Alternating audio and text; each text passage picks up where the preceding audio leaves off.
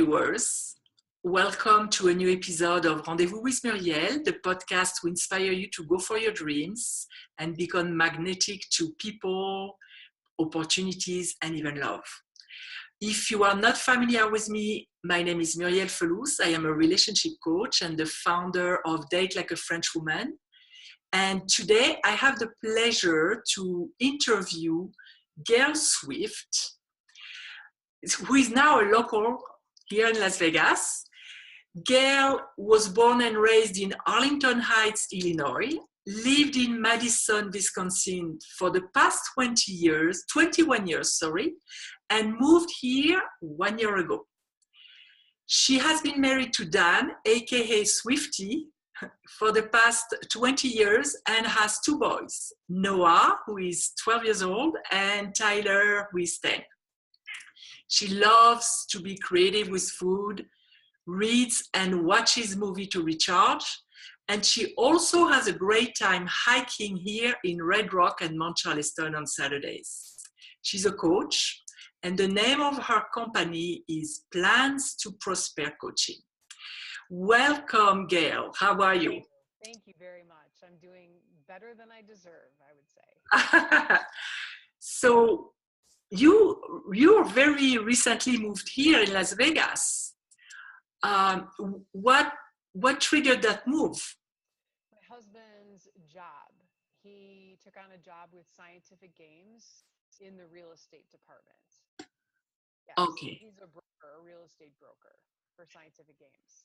Okay. And as far as you going for your dream and having your own company, can you take us on your journey and tell us how it started, if some kind of event or triggered it, or if you just decided one day, I'm going to live my purpose? In 1991, my mom actually introduced me to the Colby assessment, and I took it. And on that assessment, it told me how I would work naturally after it measured my instincts.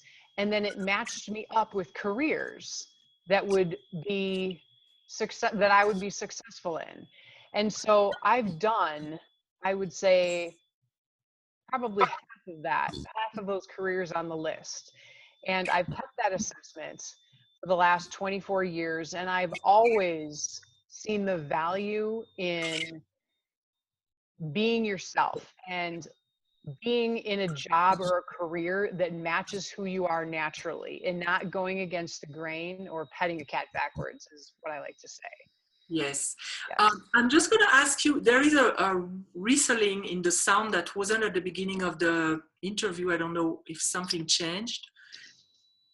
Is this better? No. Oh, I hear it on your end. Oh, you hear it on my end? Wait. I wouldn't be surprised today. Is that better? Yes. Okay. It starts every time we speak, so I don't know what's going on today, but we'll continue anyway. Okay. Sorry about that. That's okay. So you decided to go into coaching because you realized that you had natural abilities to help people. Did you notice that early in your life? I did notice that early in my life. I have been in the careers that I've been in and the jobs that I've been in, it's been of a great value and interest to me to make sure that everyone is where they need to be in the company. And if I saw someone that would be better served in another position, I would help them get there. Oh. So yes, it's in me. So you are able to see people kind of assets and traits and determine where they would be better, where it would be a better fit for them? Absolutely. Yes. It's part of how I'm wired. It's part of my makeup. Yes. That's a huge help for people who look for more fulfillment in life, because so many times when we are in a position that is, like you said, not natural for us, we struggle and we spend so much energy fighting that. Yes. So yes. Today, do people come to you because they don't feel at ease or they feel that they want to change something? Or how do you actually get to coach people? I typically work with millennial females Okay. who have the challenge of not feeling like they're making an impact or enough of a difference, or if their career isn't right. It's usually one of those two strong points. And I help them, point them in the direction of the career with the highest rate of sustained success for them, and then tell them how they can make the greatest impact in this world, and tell them how they work naturally when free to be themselves. Wow. And it's great that they do that early in their life, because you don't spend many years like not being where you're supposed to be. Yes. And then Yes. realizing when you're 50, that's when I need to change. Right. I know. Right. So did you actually started right away coaching, or did you experience being in a job that wasn't a good fit for you and then you decided to change? So I was the national sales manager at the NBC affiliate in Madison, Wisconsin. And there was an email that someone sent me, and it had to do with people giving away Bibles, and they were satisfied and free. And I was making really good money. And I thought to myself, they were satisfied, they were free, they were peaceful. And so within 2 weeks, without a job, and I was trying to have a baby, and without a baby, I quit. Wow. And we had to sell our house, and we had to move, and I became pregnant. And then I started slowly, actually, I had 2 boys, of course. And then now I'm just starting to, in the last 2 years, because I did this in Madison, Wisconsin for a year, and now I've done it here. And it's been about 2.5 years where I'm getting acclimated, and I'm getting used to it. And in Madison, people knew me, Muriellle. So I had businesses call me, and parents knew me, and so it was easier. So Yes. I just have to establish myself here in the area. That's rare, people who actually jump cold turkey like this. A lot of people are transitioning more smoothly. Like in my case, I have the business and I also still do accounting. Right. But what happened in your head once you made the jump and you quit the job? Did you tell yourself, oh my God, what did I do? Or what happened? What were your tools to stay kind of zen and aligned with the decision you made? I was paying attention to my gut. Oh, that's I was fun. paying attention to my gut, and I was practicing what I preach now. So I knew that if I paid attention to it, I would not regret my decision, no Yes. matter how risky it was. And that's true. That was true. That is true. That is the best compass that we can use. But we've not, I don't know for you, but most people are not trained to listen to that. Right. Although it's the most accurate tool of all. We are in complete agreement with that, Muriellle, for sure. And in my coaching and in my Kolbe assessments, I teach and train people to use their guts. And I teach people to act before they think. Because a lot of times your head can get in the way of the beautiful movement that that person would have naturally when they don't start thinking about it. Yes. I encourage people to do that. And I ask them, I say, text me a win. Let me hear a win. Let me hear a success in how you acted before you thought about it. Yeah. So you prevent them from going in the bad neighborhood of their heads. You give them tools to do that. I do. That's a secret to success, because so many people start and then they start rationalizing, listening to what others are saying, and then they freeze and they stop. So how do you work with people? Do you work in person or do you work over the internet? Do you do both? I do both. I use several Kolbe assessments and just one-on-one coaching, like in this setting, or face-to-face, depending on where I am and where they are. And we walk through the series of assessments together. And then they have time, of course, in between to practice what they've learned. And then I hear about it on the next call. So I really appreciate hearing the turnover, because as you know, Muriellle, it's about the crust, the would'ves and the should'ves and the could'ves of the people that we held in some higher regard than ourselves. Yes. And we let that cover over our own instincts. And so I guess you could say that I like to kind of peel that back, chip it away, and just watch them thrive and blossom when that crust is no longer there, because it's so beautiful to see. It is. And it's about removing all the conditioning that we've been put under to make us fit in a Yes. feasible version to society or parents, whoever is around us when we're young. Right. But that's not an easy jump. So your method, you actually have a structured assessment Yes. to help people to know where they should go. Yes, I give them a Colby A, excuse me, assessment first. That takes them about 20 minutes to complete at their leisure. And then I review it with them, and that interpretation takes about an hour. And Muriel, that is pure instinct. Pure instinct. So I tell them how they work naturally when free to be themselves. That will not change over time. It's not good or bad, right or wrong, has nothing to do with hereditary or preferences. You're born with it. Yeah. Okay. So in that assessment, there are conables, or what's called tips and tricks for you personally on how to leverage or use your conative strength to your ability in your personal life and your professional life. And so that is the first part of it. And that's the biggest chunk. That's a big chunk. Mm-hmm. And so actually the tools that you give them will serve them in all the areas of their life. This A will not change. I took it again 24 years later after 1991, and it was within 90% of where it was in 1991. Wow.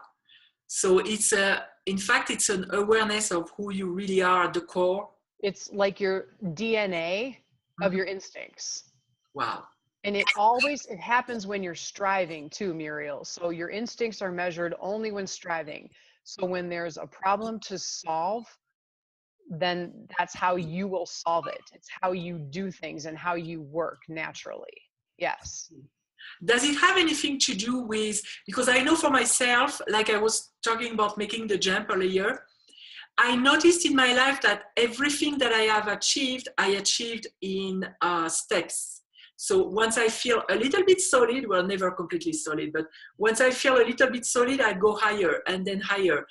And it scares me, but not as much as if I was supposed to drop everything. Is that part of it, or? I don't know, because I don't know your MO, but I know my MO, and I know that I was born with having a need for a lot of things happening at once. Okay. So in school, I was labeled as the kid who couldn't focus, Yeah. the child who was random, and she didn't finish what she started, right?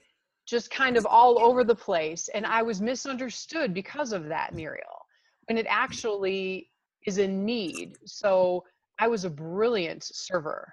I was a brilliant server because that gave me an opportunity to have a lot of things going on at once. That's a need. So I will initially brainstorm. I will talk to my husband or friends about ideas. I won't necessarily act on them, but I have a need to brainstorm before I do the research. Others have a need to do the research before they act. Okay. That's not me. Yeah. And so you're talking about instinct. Is it more at the level of the body, or is it also energetic? Because as you were saying, being all out there, my energy, if I don't pay attention and I'm conscious about refocusing in my body, I'm all out there. Right. Right. So we can control it. So there are three parts of the mind: the cognitive, which is what you know, and the affective, which is how you feel, dealing with your personality. And then there's the conative, which is how you work. So that's the aspect of the mind that I work with, is how you work. And then the second part of what I do, and there are six parts actually. The second part is the career assessment that takes into consideration all three parts of the mind. So it takes into consideration what you know, what you love, and how you work naturally. And then it gives you your top 5 careers with the highest rate of sustained success. And mine was a recruiter.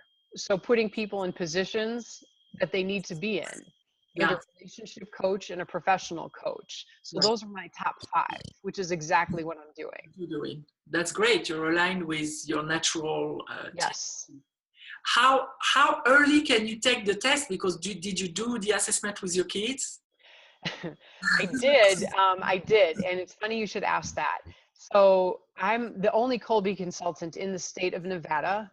There are 1,500 in the United States, or actually in the world, 1,500 in the world. Yeah. And I can work with people over 18. I am going through more education right now to work with people under 18, probably in October. Yeah, because that's something that would be better than a counselor to drive you into a certain direction, or at least suggest to the parent to expose the kid to this or that so that the kid can naturally go into it. You can see the value in that, I can tell. Yeah. Yeah. Yes. Wow. And so you have a blueprint. That's like a blueprint of how you function. Mm-hmm. When do you go back to that blueprint yourself when you face a challenge in your life to understand better what would be better for you while facing the challenge? Or is it something that you can somehow use like a tool or a structure to go through difficult situations?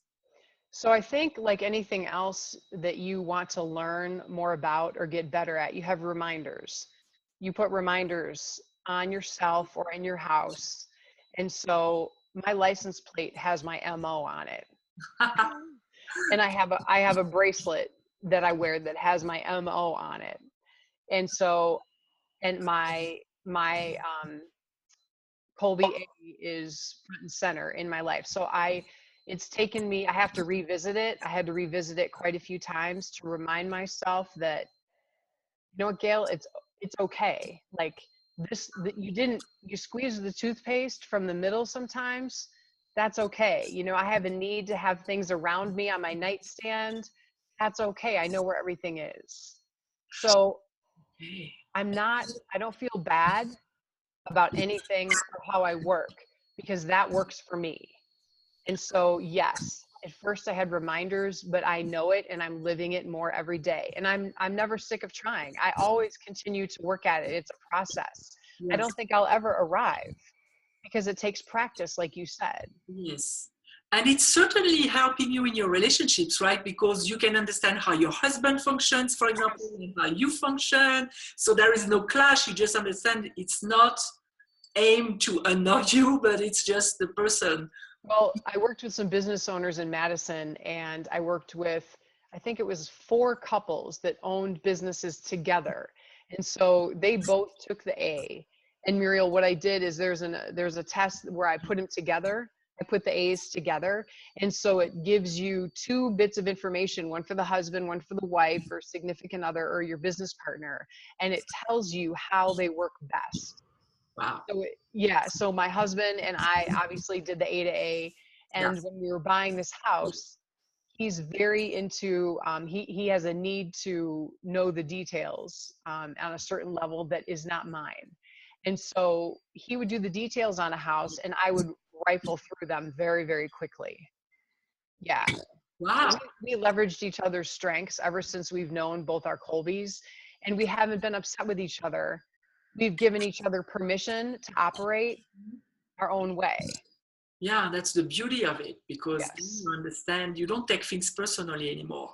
Right. Exactly. You're right. It's Mhm. really wonderful. And so it helps you, because I'm big on self-love in my coaching. Mhm. So that also helps you accept the whole of who you are unconditionally, right?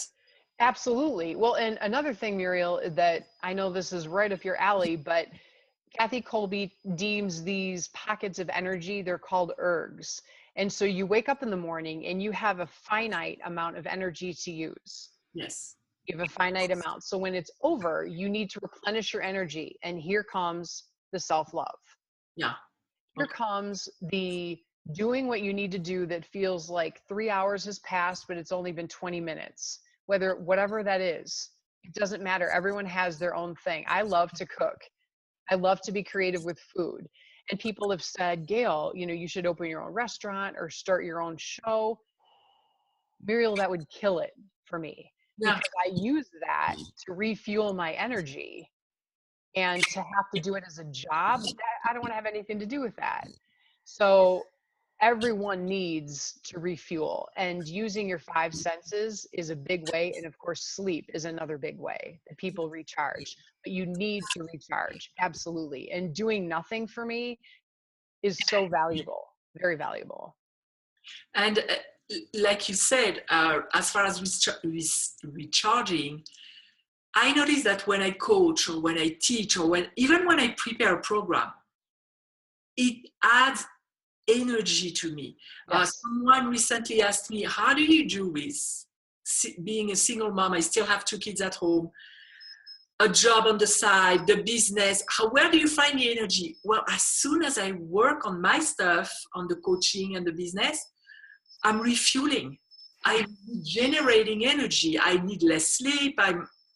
It's amazing when you're aligned with who you are. How many, so you said we each have an MO. Mm-hmm. Is it as customized as many people on earth, or are there like 10 kinds of MOs? How does that work? I don't know how many MOs there are. I know there are 4 categories of behaviors that are measured. The instincts are measured in these 4 clusters of behaviors. And there are 12 gifts that everyone can potentially have, but everyone has 4 dominant ones. Okay. So however that algorithm works in the assessment. And then the other thing, it's interesting, is if someone does not feel that they're free to be themselves, Muriellle, the assessment will flag and it will be incomplete, because in that area, it will flag that they are not free to be themselves, and it will not give you a number. Is it because they don't give a true answer that comes really from them? It's incongruent with the algorithm in the test. Wow. Right. So even if you are not conscious that you are somehow blocking yourself from being your true self, you can actually see that in the results. Yes. So that would be your first indication of what you have to change, I guess. Or that, and a lot of times when people are in transition, they know because there's a major event going on in their life. So a major event, a move, a divorce, an adoption, a baby, whatever the case may be. And so they know they need self-care, and they need time. So we revisit the situation in 6 months to see, if it's any different, but I continue with the interpretation and then kind of treat that area with care, you could say. So I know that at a certain time in my life, when I had big events, like you said, challenging ones, like an illness or something, I worked on accepting where I was, although I didn't know who I was becoming. I could feel that I was becoming somebody else. Does it mean when somebody goes through that we somehow are progressing toward something that is more like us at the core, closer to our instinct, when you don't know who you are anymore and you can't figure it out in advance? It's just living through it that's going to teach it to you. Did you ever? I don't know. I don't know if it's that. I just know that when someone's in transition, in one of the 4 modes of behavior, they're not feeling the freedom to be themselves. Okay. And wherever they are on coming out of or into an experience, I'm not sure where they would be on that spectrum. Okay. Yeah, and it makes sense because when you're I'm sorry, my cat is. I love that. That's okay. When you are when you're facing something difficult, the mask, everything that's not necessary, everything that's superficial is falling apart anyway. Right. You don't want it, so that would make sense that you would actually realign with that. And do people, when they work with you, let's say that somebody would be interested in taking the assessment themselves and then see if they need to work with you? Is that a possibility, or do they have to go through you and then decide if they want to continue working with you or not? I am all about transformation. Mm-hmm. I'm all about transformation. And so if they take the assessment themselves and they could and they can, they wouldn't necessarily understand what they're looking at Okay. unless I explained it to them. It They was could, somebody they could see the 14-page report and be like, what does this mean? So I'm a bridge person. So I apply what they've learned to their everyday life. And that is the value. That's the value. Yeah. So you help them decipher whatever it means. Absolutely. Because I know it's like when somebody is presenting an astrology chart to Yes. what does it mean? I can have the report, but it's not going to help me. Right. So they've come to me obviously because they need something to be different, right? And so we discover what that is together. And that's the goal. That's the goal, is transformation. So do you get as many women as men, or is there a difference in the ratio of people that you work with? yeah, I've worked with both in Madison. I worked with both. And I would say here it's women, mostly millennial women. Mm-hmm. Because I noticed too that women, they're more, I don't know if it's open, but maybe they're more familiar to sharing what they feel and sharing what they know. Yeah, I will tell you that the wife often spearheaded the husband's attendance before. So then they wanted to work together, the desire to be the best they could be as a team in their business. Yeah. Mm-hmm. So we were talking about self-love, and that's a question I ask in my interviews. What is your own definition of self-love? Because it's so broad that people sometimes don't even know where to start. My definition of self-love is taking the time you need without judgment to be the best that you can be, whatever that looks like. And I'd say the without judgment is the pivotal point. Key. Yes. That's the pivotal point. I remember I had to make a really important decision about something and my mind was fragmented. And I won't work with people when my mind is fragmented.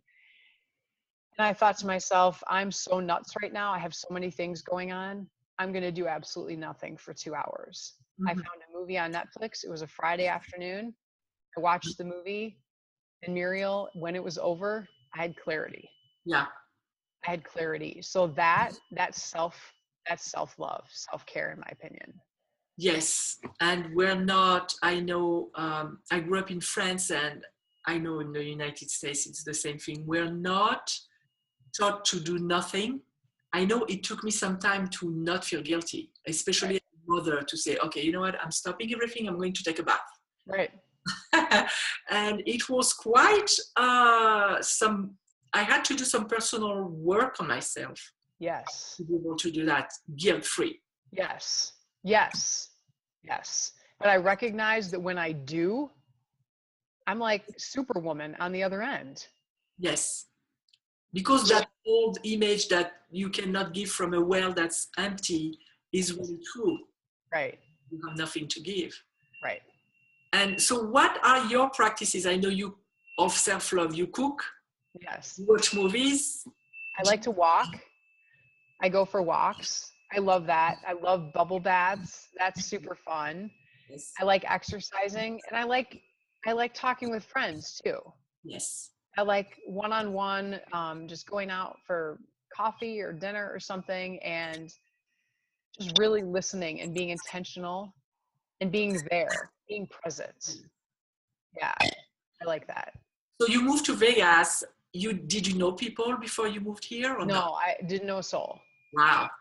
And now a year later, I guess you probably established a network of friends or... I'm trying.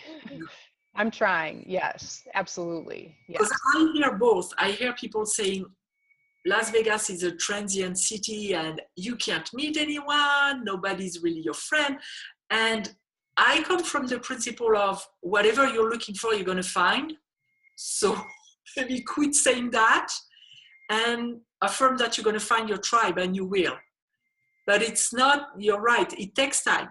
It does. It takes time. It takes time. When you want to be selective in your relationships, if you want to have really quality ones, and I'm sure doing the work that you do, and like me, you don't accept any energy vampires, like I call them, or negative people around you. Right. And thankfully, I think that when you and I pay attention to the self-care, we're more attuned to that as well. Yes. I feel like that works for me. Yeah. Yes, because you put standards to treat yourself, and then you don't accept other people treating you less than you deserve to be treated. Right. So, yep. Mm-hmm. I want to really thank you. I'm really curious about what you're doing and your coaching, and I'm sure our listeners and our viewers are going to be super curious too. Where can they find information about you or contact you if they're interested and they want to inquire about working with you? They're welcome to give me a call. Actually, do you want me to say my cell phone number? Do you want me to? You can say it, and if you can send it to me, I'll put it, if you want me to put it in the description. That is absolutely fine. Okay. Yeah, absolutely fine. So it is 608-833-5482, 608-833-5482, and I will send that to you too. And I can give you my email address too if you'd like. Okay, and I'll put it in the description. Yep, absolutely fine. Because do you have like sessions where you just go with people who would be interested, like a strategist, not really a strategy, but a discovery session? No, yes, absolutely. Yes. Yes. Okay. Yes. Mm-hmm. So that way people can call with no pressures, guys. No, not at all. Not at all. No yeah. Mm. That's really something neat, and your 1,500 in the world is really so small. So when we have one here in Nevada, that's the opportunity to go and check. Thank you very much. So I want to thank you for being here today. It was a pleasure. And thank you for having me. It's very interesting. It's a very interesting modality. I don't know if it's a modality or technique or method. Yeah. And I'm glad we ran into each other in a networking group. Because, Me too. Absolutely. So have a wonderful time in Nevada now. I don't know how long you're going to be here, but enjoy. Thank you. I will. I am. And thank you very much. You're welcome. And for our listeners, I'll put the information in the description to contact Gail. And I'll see you in 2 weeks with another guest. And meanwhile, have a wonderful life and be true to yourself. Yes. Thank you. For questions or to apply for an interview, visit datelikeafrenchwoman.com.